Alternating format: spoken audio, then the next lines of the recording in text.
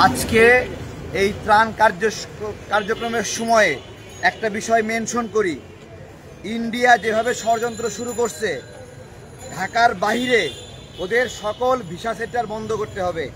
ওদের যে বিভিন্ন দূতাবাসের শাখা রয়েছে খুলনা, রাজশাহী সহ বিভিন্ন জায়গায়, এই সবগুলো থেকে এই ইন্ডিয়ান নানা রকম ষড়যন্ত্র করে, দেশের ভিতরে তথ্য পাচার করে, দেশের ভিতরের গোপনীয়তা নষ্ট করে। আমরা বলছি, যেহেতু ইন্ডিয়া পুরোপুরি বাংলাদেশের বিরুদ্ধে যুদ্ধ শুরু করছে অনেকটা, এটা তো পানি যুদ্ধ, পানি হলো জীবন, কিন্তু এই জীবনকে ওরা অস্ত্র বানায়ে বাংলাদেশের নাগরিকদেরকে হত্যার চেষ্টা করতেছে। এই পর্যায়ে আমরা দাবি করছি ঢাকার বাইরে ওদের কোনো কার্যক্রম থাকবে না। আমাদের তথ্য পাচার করছে, ষড়যন্ত্র করছে, এমনকি ষড়যন্ত্র যদি অব্যাহত রাখে আমরা ঢাকার ভিতরের যে অফিসগুলো রয়েছে সেগুলো উচ্ছেদের চেষ্টা করব। গতকালকে ঘেরাও করেছিলাম দূতাবাস, এই দূতাবাস ঘেরাওয়ের আমরা বার্তা দিয়েছি যে কেন ঘেরাওটা করলাম।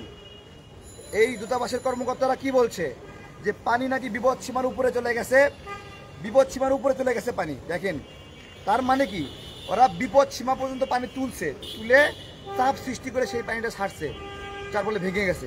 তাহলে তোরা বিপদসীমা ওঠার আগে ছাড়লি না কেন? 3 দিন আগে যদি ছাড়তি তাহলে এ হতো না। ওরা যেটা করে, এটা বিপদসীমা পর্যন্ত উঠায়, এই পানিটা অন্যদিকে নদীতে প্রবাহিত করে, কইরা সেই এলাকায় পানি পাওয়া হয়ে গেলে এইদিকে পানি ছেড়ে দেয়। এই ধরনের এগুলো পরিকল্পিত হত্যাকাণ্ড। আন্তর্জাতিক আদালতে সরকারের মামলা করতে হবে। আমরা দেখেছি যে ইউনূস সাহেবের পিএস নাকি যেন বক্তব্য দিচ্ছে বন্যা নিয়ে, অতিরিক্ত ছবি শেয়ার, ভিডিও শেয়ার, এগুলো সামাজিক যোগাযোগ মাধ্যমে, এগুলো নাকি দুঃখজনক। এটা যদি ইউনূস সাহেব যদি বলে তাহলে আমি তার কথা নিন্দা জানাই। আর যদি ইউনূস সাহেবের না বলে থাকে, এই চামটা যদি নিজে বলে থাকে, তাহলে ওকে এখনো বহিষ্কার করতেছে না কেন? জায়গায় জায়গায় ইন্ডিয়ান দালালগুলো ঢুকে আছে, ওরা ইন্ডিয়ায় পানি ছেড়ে দিবে আর আমরা কষ্ট সৃষ্ট করে এখানে ত্রাণ সংগ্রহ করব। এই তো, এসব নাটক চলবে না। এখানে আবু তৈব হাবিলদার আছে, আমি একটু ত্রাণ কাজ করব। তৈব ভাই, আপনি কিছু নাগরিকদের উদ্দেশ্যে বলেন। এই যে জায়গায় জায়গায় দূতাবাস, এগুলো কি ষড়যন্ত্র হচ্ছে, এগুলো কিন্তু খুবই গুরুত্বপূর্ণ। পানি আগ্রাসন, আমরা বছরকে বছর জনগণের উদ্দেশ্যে বলেছি ভারতের পানি আগ্রাসন রুখতে হবে, কিন্তু মানুষ বুঝে নেয়।